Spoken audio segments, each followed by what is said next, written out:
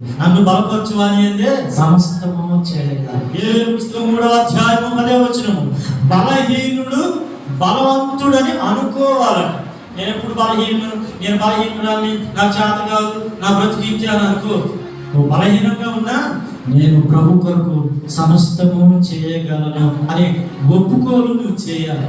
ఆమె దేవుని దగ్గర అయా బలహీనుడినే, కానీ మీ వలన నేను బలవంతుడును. ఆమె బలహీనమైన మాటలు మన నోటి నుంచి రావద్దు. నీ వల్ల నేను బలవంతుడను అని మనం దేవుని ఎంత ఒప్పుకోలు చేస్తే నేను బలవంతునిగా దేవుడు మార్చుకున్న దేవుడు, శక్తి కలిగిన దేవుడు.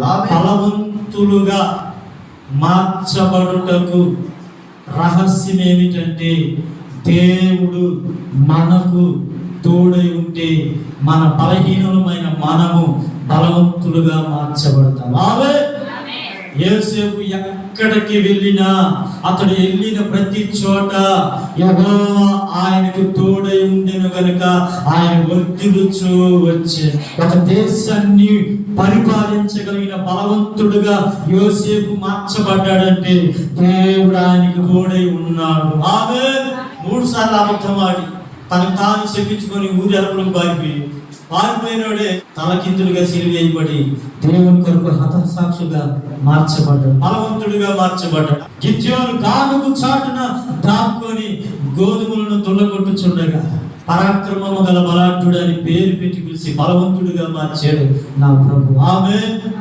బలవంతుడిగా మార్చబడ్డానికి దేవుడు నీకు తోడుగా ఉంటే నువ్వు బలవంతురాలు. ఆమె